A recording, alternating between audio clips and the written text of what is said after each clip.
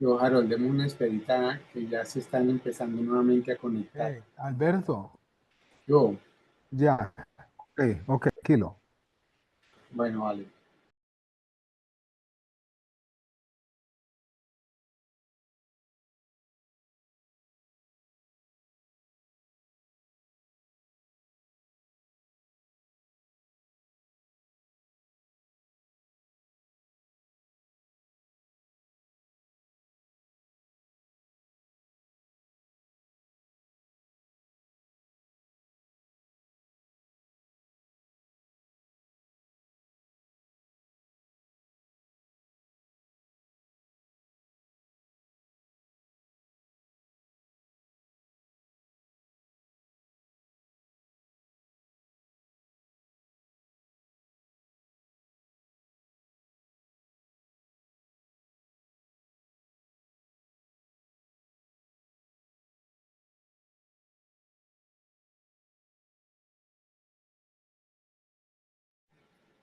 Bueno, creo que ya estamos nuevamente todos. Muchas gracias. Discúlpenme.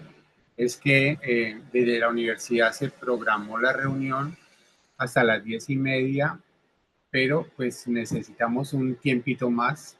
Yo diría que no más de una hora para que tengamos la oportunidad de comentar también esos otros dos elementos que a usted le mencioné, del apoyo que le brindan las instituciones tanto públicas como privadas, como también cómo se visualizan ustedes dentro de 5 o 10 años con respecto a los derechos culturales. No se nos olviden que estamos trabajando alrededor de ello. Entonces vamos a terminar de escuchar a Gustavo y a Freddy y nuevamente abrimos el espacio sobre estas dos inquietudes que les hemos planteado. Dale, Gustavo.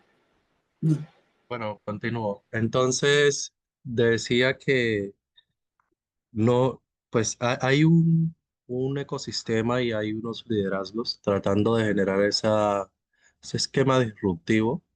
Sin embargo, pues quedamos como un saludo a la bandera y en eso lo digo con algunos ejemplos y es, por ejemplo, la labor de fomento regional. En muchos casos es llegar, asesorar, brindar el apoyo requerido a las organizaciones y a las instancias de cultura. Sin embargo, se presentan otras situaciones y es que el ecosistema cultural pide acciones concretas y tiene que ver con el apoyo que puede brindar una institución a responder en materia de derechos culturales. Y es decir, bueno, estamos evidenciando desde el territorio que no se invierten los recursos, que no hay participación. Entonces, ¿qué acciones nosotros realizamos para que la gente participe? Que en determinado momento, pues el ministerio lo está haciendo, pero hay situaciones más allá que desbordan la capacidad del ministerio de acuerdo a sus reglas. Y es que no es que el ministerio desde Fomento Regional no hace una labor de auditoría como muchos lo sienten. Entonces, cuando llegamos a, por ejemplo, a Buenaventura, que hay un gran descontento con la institucionalidad local y departamental, y nos dicen, es que no nos brindan el derecho a la participación, es que no nos dicen, y incluso cuando le pasa a uno mismo como asesor del ministerio y no se abren esas puertas para el diálogo, para la concertación, para armonizar esos presupuestos que realmente respondan a las garantías y derechos culturales, pues ahí decimos, bueno, realmente, ¿qué estamos haciendo desde Fomento Regional? Más allá del interés y el empuje, la interés que tenga el equipo y que tenga la gente de los territorios, el estatus legal o sus reglas de procedimiento nos impiden avanzar en materia de garantía de derechos. ¿Por qué nos dicen de pronto, es que usted no está facultado para solicitar X o Y información? Y si no se la quieren dar, pues hasta ahí llegamos y llamamos a la Contraloría y a otras instancias aliadas, que también es la ruta. Pero entonces realmente, ¿qué mensaje le queda al territorio cuando son cosas que suceden? Cuando realmente dicen, no es que aquí en Buenaventura la Contraloría para la alcaldesa no hace nada, para determinado institución, pues ellos no hacen nada, ellos reciben eso, pero no pasa nada. Y en últimas, esa luz de esperanza que ve el territorio es en el órgano rector que dirige la política pública cultural que es el Ministerio de Culturas. Y resulta que el Ministerio de Cultura, de acuerdo a su estatus legal, no puede hacer nada. Entonces, es parte de esa estructura que desde 2023 he venido poniendo también sobre la mesa porque se ha evidenciado esa falencia. Ahorita hay una ley que está avanzando, un proyecto de ley que está avanzando en el Congreso de Reforma al Ministerio, a la Ley 397. Sin embargo, se siente en ocasiones que no cambia de fondo el problema o que no trata el problema de fondo. Y aquí el tema de la participación tiene que ver también en qué y cómo se invierten los recursos. ¿Y quién le hace control a eso más allá de una Contraloría, que es un órgano también politizado? Porque es que nosotros debemos trabajar bajo la primacía también de la realidad. Entonces, como órgano rector, también tomamos las banderas para no solamente decir es que venimos a articular, venimos a hacer esto, pero cuando ya el territorio nos pone los problemas de presente, decimos no, es que no, nosotros no podemos hacer eso. Es que eso le toca a otra persona y es que debe hacer una denuncia. Esas son realmente las sensaciones que se quedan en muchos territorios y que en últimas nosotros decimos, bueno, ¿qué hago? Y respecto de la articulación con otras entidades, cómo nos articulamos con el sector privado, bueno, el sector público, es esta respuesta que tengo. Respecto del sector privado, pues y lo digo por el litoral pacífico, por el Huila, hay una desconexión total con la responsabilidad social empresarial en muchos territorios, puesto que no hay en determinado momento una contraprestación por el uso del territorio, por el usufructo del territorio por parte de muchas compañías. Y a pesar de que existen esos acercamientos, eh, creer que el apoyar al territorio, apoyar al ecosistema cultural es decir, contrato a una persona y con esto ya cumplí con mi responsabilidad social empresarial. Y así se maneja en algunos casos, por ejemplo, en Buenaventura, la empresa TCW. Está frente a un espacio cultural eh, realmente biodiverso, ecosistémico, y hay un proceso cultural de niños que está buscando arrancarse de la violencia, porque hay paz en el terminal, pero en las zonas aledañas hay una guerra sin límites. Y hay un proceso cultural intentando hacer lo que el Estado no hace y todo el mundo le cierra las puertas, que tal vez la compañera Bamba y muchos aquí lo conocen y creo que el compañero Freddy lo escuchó, es el proceso primo hermano. ¿Y por qué es el proceso primo hermano? Porque es que desde el proceso de esclavización, aquí todo en el territorio nos tratamos de primos o hermanos y entendemos que hay una conexión más allá y es la familia extensa. Pero cuando nos acercamos al sector privado, en determinado momento no hay esa respuesta fidedigna respecto de lo que extraen del territorio, del uso del territorio, a cómo poder mitigar las situaciones que aquí realmente se generan producto de su accionar en nuestro territorio. Porque hay que mencionarlo también, y es que la violencia y la pobreza en los territorios del litoral pacífico ha sido una política de Estado.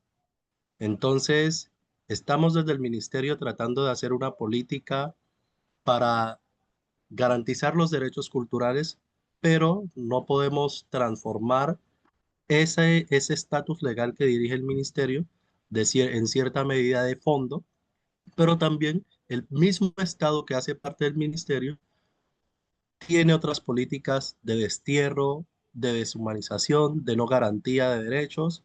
Y pues aquí me puedo demorar el día enumerando todo eso. Entonces, ¿cómo me veo en 5 años?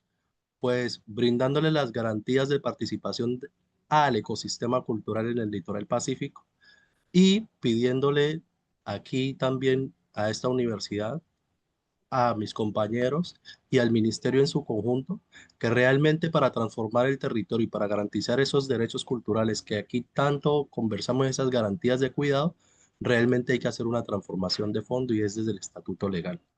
porque de lo contrario va a ser imposible simplemente cuando antes nos medían con la recolección de información, más no con la acción que realizábamos en el territorio. Cierro con esto.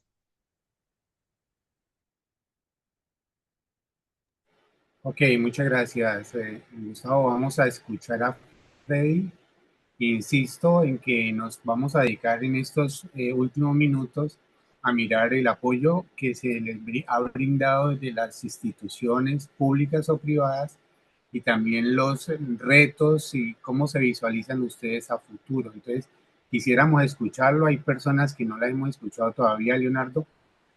Y recuerden que queremos adoptar una posición de grupo, ¿no? ¿Qué es lo que está pasando en nuestro territorio frente a los derechos culturales? Luego seguiría Jennifer. Listo, Freddy, te escucho. Bueno, vale, muchas gracias. Bueno, comparto estos elementos de análisis estructural que han hecho los compañeros y creo que hay que tenerlos presentes cuando se hace la pregunta por los derechos culturales. El tema de la violencia que envuelve los territorios y afecta a los procesos, el tema del terrorismo de Estado, el tema de, digamos, el apoyo económico, pero con cierto, a su vez con, digamos, con un foco que es el incentivo tributario. Creo que esos elementos, también el otro elemento de contexto que es fundamental y quisiera como relacionar en el listado que estoy haciendo es este tema del saqueo del conocimiento y de los saberes que tienen los territorios. Eso lo comparto, entonces quisiera como más bien concentrarme en algunos elementos que están acá en las preguntas. Primero, desde lo que he aprendido acá, tanto en la experiencia como en el estudio desde febrero del año pasado, es que nosotros como, por un lado como institución, pero también el otro lado como organizaciones y ciudadanías, no alcanzamos a conocer la complejidad de lo que es el Sistema Nacional de Cultura, ¿sí? Tanto mis compañeros y compañeras en el rol de funcionarios y funcionarias conocen un pedacito, y no estoy hablando del grupo aquí, ¿no? Estoy hablando de lo que veo acá arriba en el ministerio, en esas oficinas del segundo y tercer piso donde a veces nos llaman a pedirnos cuenta. Es decir, no hay pocas personas que tienen el Sistema Nacional de Cultura en la cabeza, en toda su complejidad. Y yo creo que por un lado puede ser desinterés o falta de voluntad, pero sobre todo es que es demasiado, ¿sí? Es demasiada información frente a demasiado trabajo. Entonces yo creo que ahí hay una tensión complicada entre la cantidad de cosas que hay que manejar y la cantidad de cuestiones de las obligaciones a las que hay que responder. Entonces tenemos una persona en patrimonio que probablemente tenga muy poco conocimiento del área de artes y que muy poco conocimiento del área de museo. Y no es desinterés, es que a esa persona no le queda el tiempo. Es decir, es una institución pequeña comparada con los 1.103 municipios que deben atenderse, los 32 departamentos, las 32 ciudades capitales y todo lo que le piden desde, por ejemplo, el Sistema Interamericano de Derechos Humanos con las sentencias o la Corte Constitucional con las sentencias. Entonces ahí hay un desborde entre capacidades y la complejidad del Sistema Nacional de Cultura. Acoto e insisto en esto, que comparto lo que ya aquí se ha dicho, por ejemplo, sobre la violencia estructural y la persecución del Estado. ¿Eso a qué digamos, a qué nos obliga? Yo creo que nos obliga a pensar que esto lo tenemos que resolver colectivamente en términos de tres variables que para la Dirección de Fomento Regional en este periodo, no sabemos si después así vaya a mantenerse, pero en este periodo así por lo menos está. Es que hay tres variables que son fundamentales: el de la formación, el de la organización y el de la movilización. Y eso lo menciono ¿para qué? Porque creo que es a donde nosotros apuntamos en 10 años, ¿sí? Por un lado, apuntamos a que en 10 años, ojalá antes, haya comunidades y organizaciones muy bien formadas en lo que son los derechos culturales y el Sistema Nacional de Cultura. Porque incluso las compañeras y compañeros que más han luchado, y de pronto la compañera Cintia me corrige si estoy en algún error, incluso compañeros y compañeras que más han luchado y se han movido en el ámbito cultural, aunque llevan años trabajando en este ámbito, todavía hay muchos vacíos sobre la gran cantidad de procesos, instancias, marco legal, recursos de financiamiento que tiene el sistema, porque es demasiada información y no se alcanza a hacer. Entonces, un primer elemento de 5 o 10 años que me parece a mí importante es formación.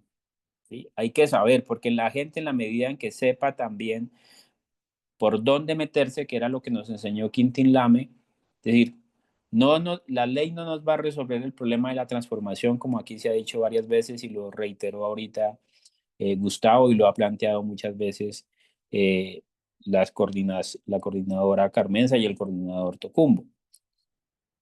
Pero conocer también los entre rejas del Estado y sus instrumentos sí nos ayuda como a avanzar en la capacidad de reclamos y de exigibilidad. Segundo, yo también siento que no es un vacío solo en las organizaciones y en las comunidades. Yo hablo con algunas universidades y las universidades no tienen claro qué son derechos culturales. Les pregunto sobre derechos culturales y me hablan de qué es cultura. Y me empiezan a definir cultura, pero no me definen qué son derechos culturales. Es decir, el vacío no es solo en las comunidades y organizaciones en términos de sus marcos conceptuales. De hecho, las organizaciones y las comunidades tienen desde su experiencia de lucha a veces elaboraciones también muy avanzadas en ese sentido. Lo segundo que creo que es para vernos en 5 o 10 años, ojalá antes, entonces es la formación tiene que contribuir a la organización. Es decir, tenemos que tener procesos organizativos consolidados y a eso se le está apuntando, a tener redes regionales. Por ejemplo, la red regional tiene sentido en esa medida en que nos aporte a la capacidad de exigibilidad y lo mismo hacia lo nacional. Pero también hemos dicho, y eso lo reiteraba yo creo de manera muy categórica Cintia en su intervención, eso nos debe llevar a la movilización, a una movilización más articulada, porque la movilización del sector artístico, cultural y de los saberes ha estado presente todo el tiempo. Sin esa movilización, este país estaría jodido terriblemente. Es decir, sin lo que la gente ha hecho en el territorio para cuidarnos en medio de tanta masacre, tanta desaparición, tanta tortura, tanto asesinato, sin eso que la cultura, las artes y los saberes ancestrales de los pueblos han hecho, este país estaría hecho pedazo. Pero entonces, como eso que se ha venido haciendo tanto tiempo se puede articular mucho más organizativamente. Y en esa, digamos ya para terminar la intervención, estoy tratando acá de seguir las preguntas.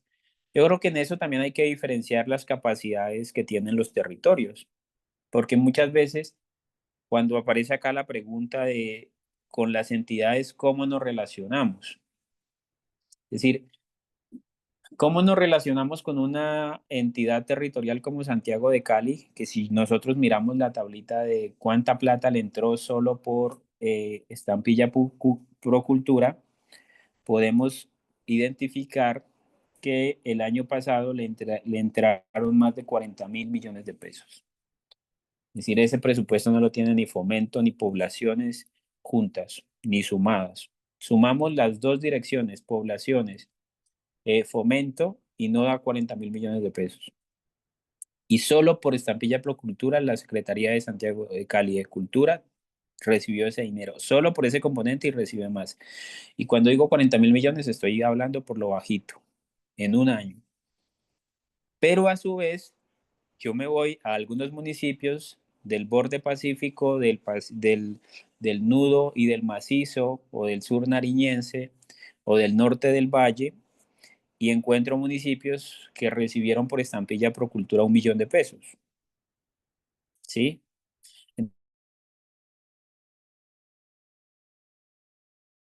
Entonces, yo creo que también las preguntas por las que tenemos que diferenciar de acuerdo a las realidades territoriales de las comunidades, de las organizaciones, pero también de las instituciones, porque no es lo mismo un distrito que recibe miles de millones solo por un concepto y hay que sumarle los otros, el sistema general de regalías y el sistema general de participación, además de los impuestos propios y de la ley de espectáculos públicos, a un municipio que, yéndole bien, recoge 10 millones para el sector cultural en un año completo, yéndole bien.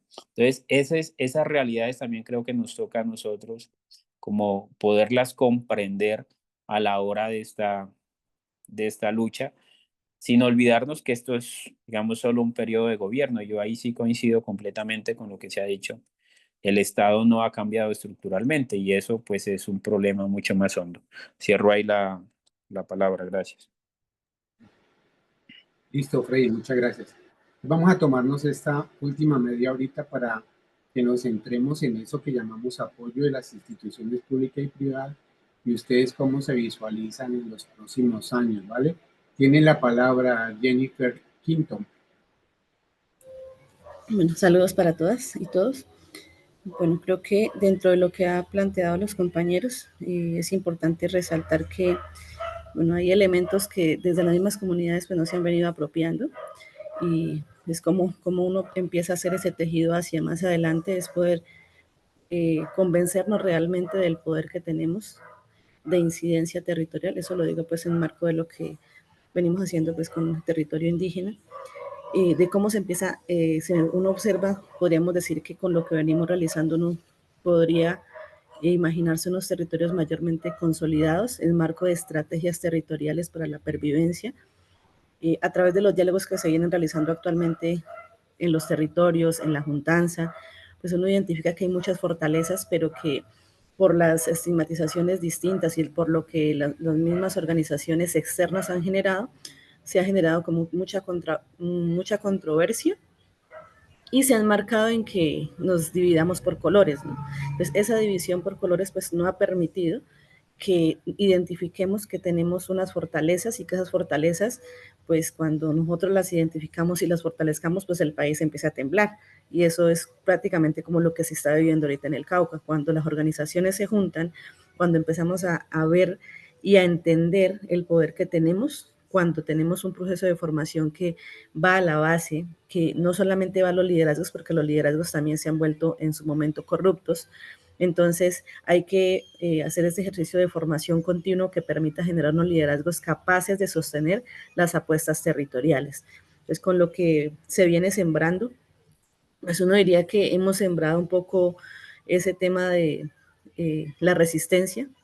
Yo creo que fue fortalecimiento del afecto y la resistencia, y que es lo que uno espera, que eso consolida procesos territoriales fuertes, como hilando esos saberes, esos sentidos, en sentido pues político, territorial, a través de los ejercicios pedagógicos que venimos realizando con pruebas formativos.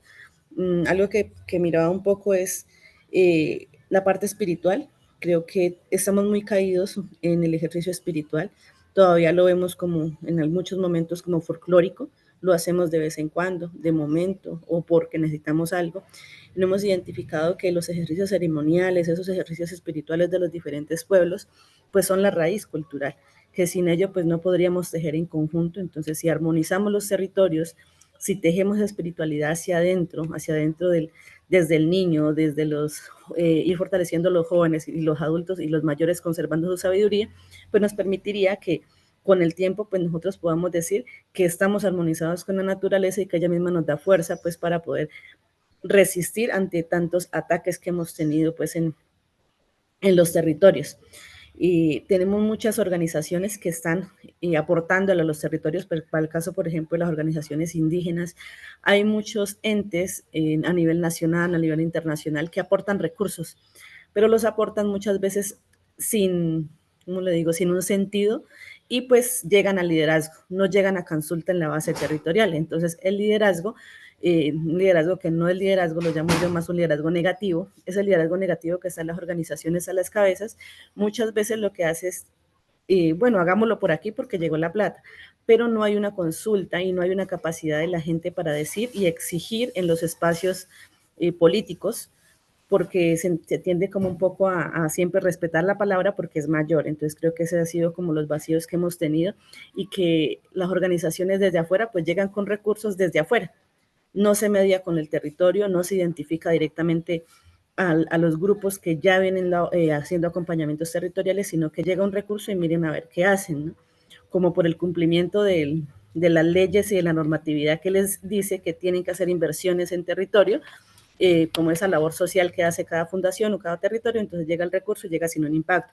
Entonces los procesos que actualmente realizamos, si se sostienen como los venimos realizando de manera fuerte, yo creo que independientemente del ejercicio que la Dirección de Fomento viene realizando, es una puerta que nosotros estamos abriendo para que las comunidades tengan la información, identifiquen que sus derechos, los derechos culturales, porque muchos no los veían como derechos, los veían como que, es como pedir un favor, cuando no es pedir un favor. Entonces, abrir esa puerta le da la capacidad a la gente de que tenga un poder crítico de decisión, un poder también crítico de incidencia, de saber que concertación no era porque sí, sino que es un derecho que tienen las comunidades, qué propuestas se pueden presentar, pero un ejercicio de impacto ayuda también a mejorar como esa calidad en el ejercicio de ejecución de los recursos. Entonces uno ve a los territorios más adelante, pues unos 5 o 10 años con apuestas más consolidadas, con los jóvenes más formados en aspectos no solamente técnicos, sino también políticos, territoriales, no politiqueros,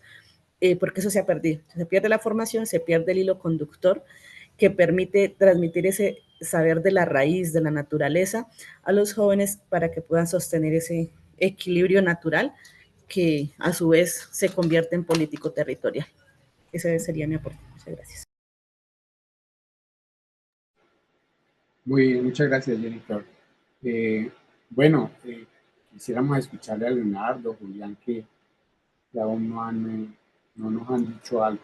Pero igual, para ir cerrando, también escuchar el resto alrededor de esos retos que tienen como instituciones, como organizaciones, y si hay algo más que decir con respecto al apoyo institucional, pues los escuchamos. ¿Quién sigue?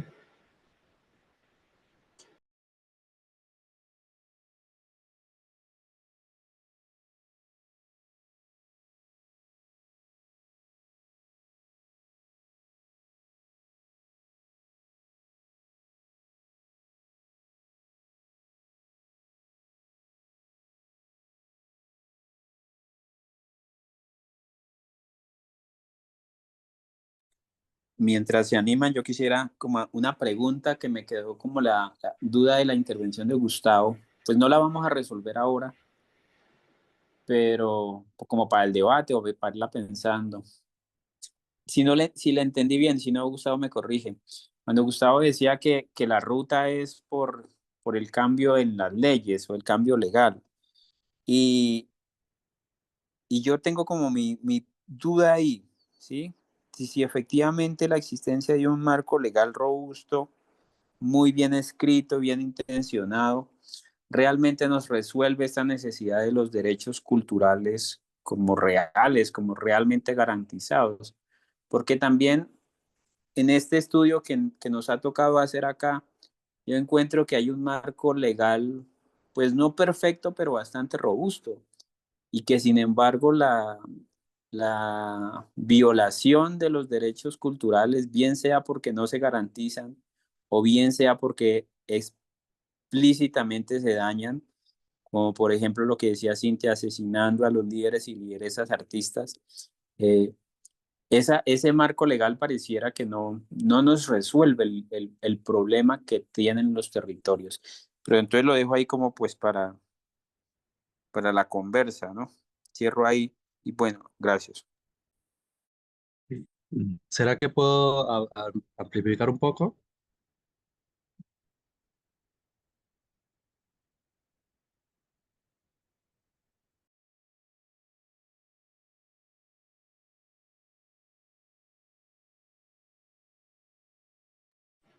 Perdón, tiene levantada la manito Jennifer. Hace rato, Jennifer, le damos la palabra a Gustavo para que haga sus comentarios o lo quieres hacer tú primero.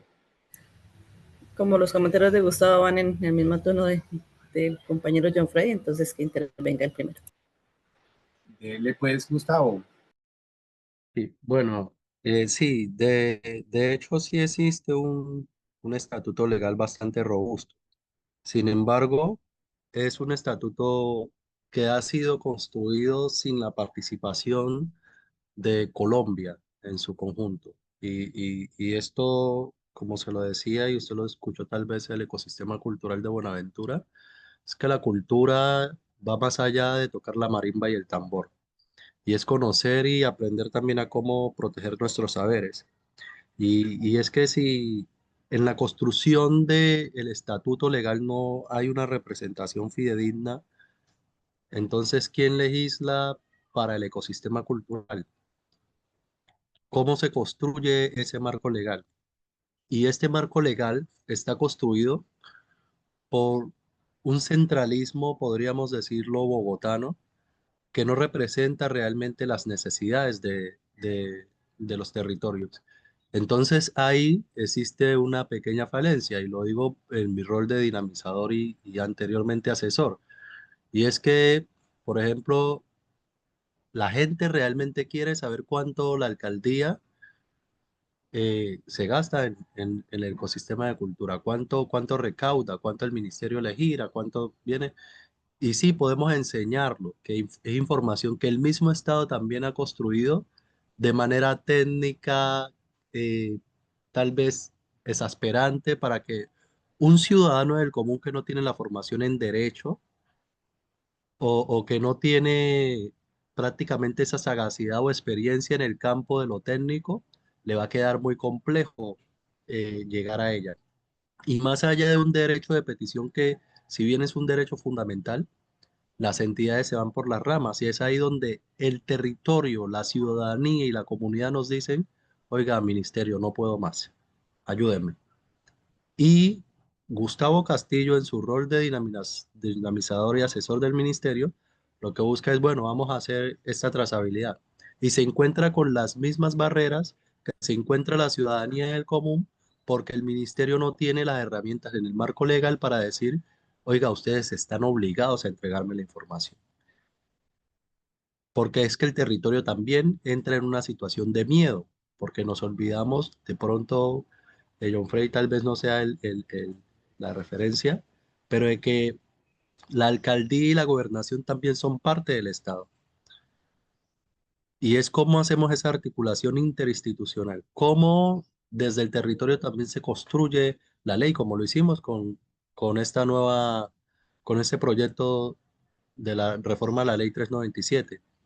Entonces son esas vicisitudes que, si bien están ahí, muchos las conocen, muchos no, y a pesar de que nosotros desde este pequeño marco, desde esta pequeña institución o desde esta pequeña dirección queramos hacer magia, podríamos decirlo así, para que la gente lo pueda entender, el marco técnico es complicadísimo, con una desventaja educativa, de recursos económicos, tecnológica, en el marco, y no solo en el litoral pacífico, sino en la periferia y en el margen de Colombia, es abismal. Entonces es ahí donde la estructura de nuestro Estado realmente no representa las necesidades del pueblo que dirige, o al pueblo que realmente representa. Y creo que a ese punto va enfocado mi intervención. Gracias, Gustavo. Jennifer, te escuchamos.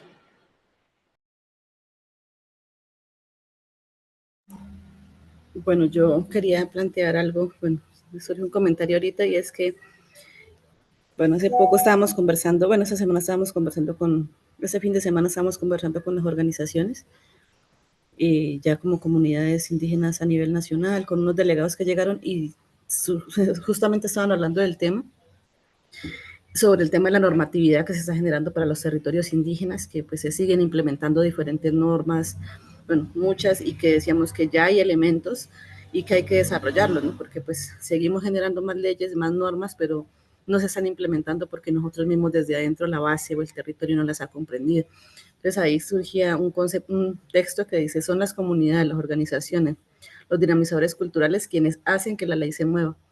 Entonces, eso era algo que nos decían los mayores, que por mucho que generáramos todos los dinamizadores que tenemos en territorio, los de Nasayugüe, los de CEIP, los de Tejido, si no estaban conociendo la ley, pues no hacían que esa ley se dinamizaran los territorios. Entonces, esa yo como una reflexión que comparto.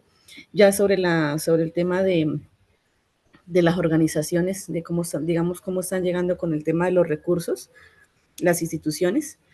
Creo que hay un tema y es que se está llegando, pero se llega de una manera que no se escucha al territorio, ¿no? Entonces llegan las instituciones con diferentes planes, con sus formatos, con sus cronogramas, a hacer sentir el recurso. Llega el recurso, pero no se respeta el proceso que tiene cada territorio. Entonces ese es uno de los elementos.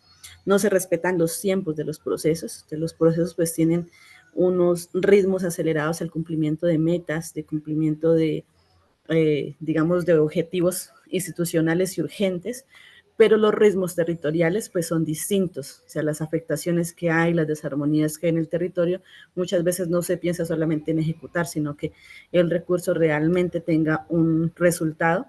Entonces, eso es como lo que uno ve en relacionamiento con lo que llega de afuera de los territorios, que llega solamente el recurso. Y se prioriza, digamos, sobre todo el tema de la relación contractual en documentos y no el ejercicio de comprender cómo canta el territorio, cómo teje el territorio, cómo danza el territorio y cómo son sus dinámicas hacia adentro. Y se desconoce la autonomía cultural que tienen los diferentes territorios. Y la mayoría de nosotros evaluamos en el ejercicio en norte del Cauca, decíamos que hay una intervención de más de 1.200, en los últimos 10 años, más de 1.200 organizaciones con muchos recursos, pero eso se va en trámite, se va en que se obliga a una ejecución, bueno, un proyecto que era para un año, se ejecuta en 3 meses, entonces las acciones no son pertinentes, sino que se termina solamente ejecutando un recurso. Y el acompañamiento pues pasa a ser, no es real, o sea, pasa a ser algo como irreal, como que llegó el recurso, pero no hubo un seguimiento respetuoso, no hubo escucha y retroalimentación de los territorios. Entonces, en última, solamente llega el dinero. Y el dinero, pues, con un sentido no adecuado, pues lo que genera es más desarmonías en los territorios. Eso respecto al apoyo, digamos, de las instituciones y cómo podría pues también mejorarse esos elementos que han sido muy criticados en los diferentes espacios territoriales. Gracias. Gracias, Jennifer. Carmenza, te escuchamos. Nos quedan 15 minuticos, ¿vale? Vale, bueno, yo quiero hablar en términos de lo que hemos estado haciendo como fomento regional, que es una inversión importante en varias acciones. Uno, en darle un espacio y un protagonismo a la desconcentración del ministerio. Esto es histórico, o sea, esto no había pasado. La Dirección de Fomento Regional no había estado con un equipo de líderes y lideresas reconocidas por el ecosistema biocultural empleadas dentro del ministerio. Entonces, esto ya es una transformación. ¿Y qué estamos haciendo principalmente nosotros, nosotras y nosotres? Estamos creando una red nacional bajo el concepto de Trenzando Territorios, que es lo que nos tiene hoy aquí. La escuela hace parte de esa red más grande que está subdividida en 5 nodos, en 5 trenzados. Y el trenzado del Pacífico se llama Ríos del Pacífico, que es la red interétnica e intercultural de organizaciones socioculturales para la paz del territorio. Y esto viene gestándose por las voces y las necesidades que en espacios de participación y escucha también la dirección ha hecho. Estos son cambios que, si bien no son significativos en términos de financiaciones, sí son cambios significativos en términos de justicia epistémica. Y como pueblos racializados, esto sí abre una brecha y les da unas herramientas muy potentes a las organizaciones, como lo decía Cintia, esta es la primera vez que está pasando. Entonces, si ya abrimos esa brecha, si ya hicimos grieta en las estructuras gubernamentales como se venían ejerciendo, pues ahora es también responsabilidad y corresponsabilidad de las organizaciones seguir defendiendo ese avance. Ahora bien, como hemos hablado con las organizaciones, también hay una corresponsabilidad de ellas de que estos recursos, que tampoco son pocos, ¿sí? Estamos hablando de una inversión importante para que esto pase, pues pueda, uno, que las mismas organizaciones vayan convocando a otras organizaciones que tengan pertinencia en el territorio, ¿sí? Que no seamos solamente nosotros, sino ellas mismas las que hacen esa curaduría de saber con quiénes nos queremos tejer y por qué nos queremos tejer, y que esas brechas comunicativas y de distancia entre Chocó, Valle del Cauca, Cauca y Nariño, que también hay, que también existen, que también hay como disputas interétnicas, pues puedan empezar a tener esos espacios de comunicación y de transformación. Entonces, en indicadores, digamos, de transformación cultural, el ministerio también tiene que avanzar, porque esto no está en indicadores. Entonces, esos indicadores de impacto también se tienen que ir midiendo de otra manera, que no solamente sea indicadores de logro, sino también de impacto, y esto cómo va a ir impactando en ese desarrollo de las políticas culturales. La participación activa en la construcción misma de las redes, o sea, que las organizaciones dejen de pensar que lo importante del ministerio es esta lógica neoliberal que se ha implantado durante todos estos 20 años, que el ministerio es una fuente de recursos, es la única fuente a la que yo accedo y que me dé financiación, sino que el ministerio es quien en este momento está invitando a que nos organicemos, y eso también es otro cambio, que además hay una voluntad política en la defensa de los derechos culturales, que las organizaciones sepan que este concepto de la gobernanza cultural para la paz es nuevo y que viene con la directora de Fomento Regional y con este equipo.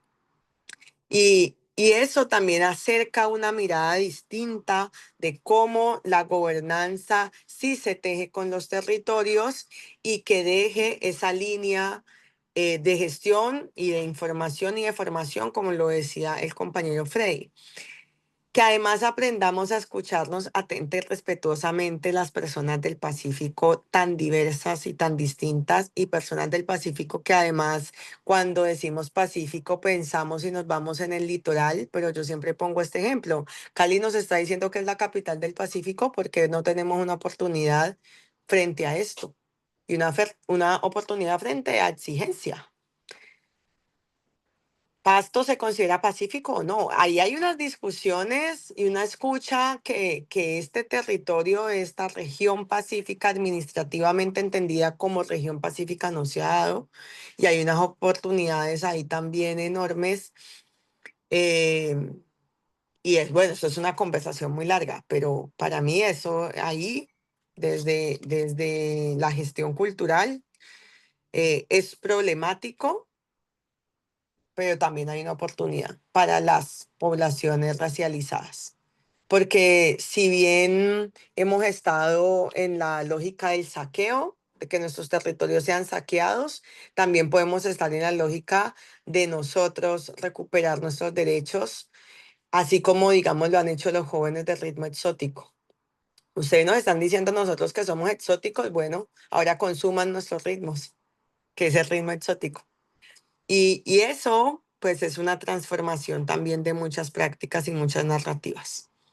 Entonces, en ese sentido, también estas redes están creando una participación constructiva de ideas, de propuestas, de experiencias, de entrar en valor, de que las economías creativas y populares trasciendan esto de la economía naranja y cómo nos estamos ubicando allí como una potencia cultural como región. La construcción de consensos, que es lo más complejo. Creo que los disensos para nosotros ha sido lo que nos ha unido, o cuando nos violentan, entonces ahí sí actuamos como una sola masa, pero cuando tenemos que hacer un ejercicio de visión conjunta, de visión común, todavía nos cuesta, lo que decía Tocumbo, que es un análisis que hemos venido teniendo. Somos un territorio en donde el único ejercicio de plan decenal de cultura lo tiene el Chocó, y ni siquiera está armonizado con el plan con el plan de desarrollo. Entonces, estamos sin esas construcciones de consensos que nos digan hacia dónde vamos. y como Fomento Regional estamos aportando y apoyando para que hayan encuentros. Y los encuentros, pues, son los que nos van a dar esa visión como territorio, esa visión en términos relacionales y esa gobernanza que viene dirigida entre cómo nos relacionamos como organizaciones, cómo nos relacionamos organizaciones, instituciones públicas, privadas a nivel regional, local, instituciones públicas, privadas a nivel nacional. Eso es lo que tengo por decir. Gracias, Carmenza. Bueno, nos quedan 9 minuticos. ¿Alguien quiere decir algo más antes de que cerremos? Delia no la volvimos a escuchar, a Julián no lo hemos escuchado, a Leonardo, Cintia se nos fue. ¿Alguien quiere decir algo más? Tranquilo que los podemos esperar hasta las 12 del día para que ustedes nos digan algo. Yo simplemente quería mencionar que yo sigo aquí, solo es que aparezco como Ah, Julián, ya. porque mi Sí. dispositivo me tocó cambiarlo. Entonces, en el que estoy aparece como Julián, pero soy Rosaida. Los Aida. Ah, ya, gracias.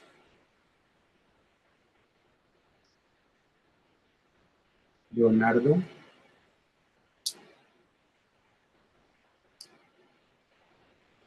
Profesor Harold Díaz. Dale, Leonardo.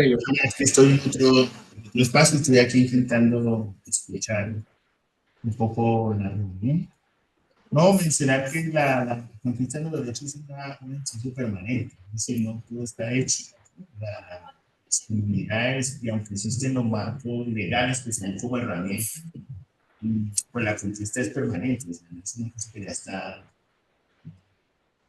determinada, ¿verdad? Y el papel que juegan las comunidades en esta serie de procesos, ¿no? De procesos de defensa de la vida y defensa de los derechos humanos. No es una cosa ya lista, pues, que quedó con marco de la ley, sino como lo mencionaba ayer, se toca seguirse pensando y representar y pensando este tema de los derechos. Decir también que el marco de los derechos también hace parte de una estructura hegemónica, ¿no? Entonces, como hace parte de una estructura hegemónica, pues, digamos, eso implica una reconquista permanente de esto. Es decir, no hacen en un ejercicio propiamente libertario de las organizaciones, sino también en un marco de una estructura de derechos. Y uno puede mirar muchos ejemplos, un ejemplo de Palestina, por ejemplo, ¿sí? Por más que existe una normatividad y apelamos que la ley, pero por más que existe la normatividad, no ha sido posible parar una guerra con muchos acuerdos que se ha tenido con la comunidad internacional, ¿no? Entonces ahí el papel de las comunidades de hacer, digamos, como la presión para la defensa de estos mismos.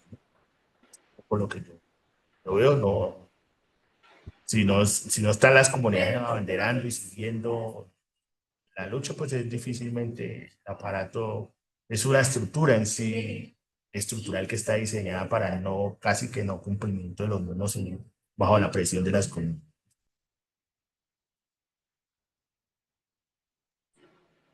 Vale, Leonardo, muchas gracias. ¿Alguien más quiere decir algo?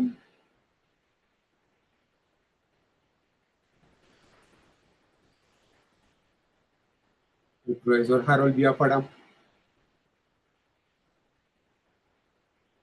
Oh, no, Alberto, Vale.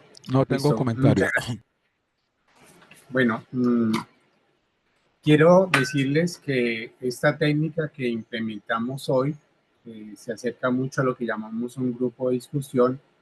Nos va a permitir a nosotros, o nos ha permitido escucharnos y adoptar en lo posible lo que llamamos una postura territorial. Es decir, muchas de las afirmaciones que ustedes hicieron van a darse a entender como si fuéramos parte de lo que está sucediendo aquí en nuestro territorio. Es la tarea nuestra, esto es una tarea de investigación que está bajo nuestras manos de la Universidad de San Buenaventura, Cali. Pues vamos a poner sobre la mesa, en escrito, eso que ustedes han planteado, esas inquietudes, esas angustias que muchas veces les escucho a ustedes, tratando en lo posible de ser fieles a lo que ustedes están diciendo. Y en la medida en que es una investigación, pues tenemos también la tarea de generar una publicación alrededor de ello. Allí vamos a sacar unas conclusiones que queremos compartírsela un poco más adelante, de tal manera que se vaya esa información con unos mínimos consensos alrededor de lo que nosotros hemos escuchado. Queremos agradecerle muchísimo a Ruth, a Cintia, que ya creo que no aparece, se nos perdió por ahí, a Carmenza, a Tocumbo, a Gustavo, a Delia, a Jennifer, a Luzaida, a Leonardo y a Freddy por la participación en este evento, en este proceso. Y seguimos sintonizados. Esta tarde vamos a trabajar también con la población del territorio de la región Caribe. Mañana lo vamos a hacer con otros y en el transcurso de la semana esperamos completar los 5 territorios. Y es más o menos en esta misma dinámica sobre estas mismas preguntas. Quienes no las tienen, vamos a volverles a enviar esas preguntas por si ustedes tienen algún interés en complementarla, bienvenida sea. El proceso de escritura todavía no lo empezamos, pero en la medida en que tengamos más información, pues vamos a poderla enriquecer de alguna manera. Repito, vamos a publicar esta información en la tarea nuestra como la universidad. Tenemos un tiempito para ello. Sin que se les olvide también ese proceso de caracterización que está circulando por ahí, que nos interesa que ustedes nos ayuden a dinamizar. Bueno, en nombre del Ministerio de las Culturas de la Universidad del Valle, les agradecemos mucho esta participación y esperamos vernos en otro momento. Muy amables a todos y todas. Muchas gracias. Saludos. Bueno, chao. Gracias. Muchas pronto. gracias. Eso también. Estén bien, chao.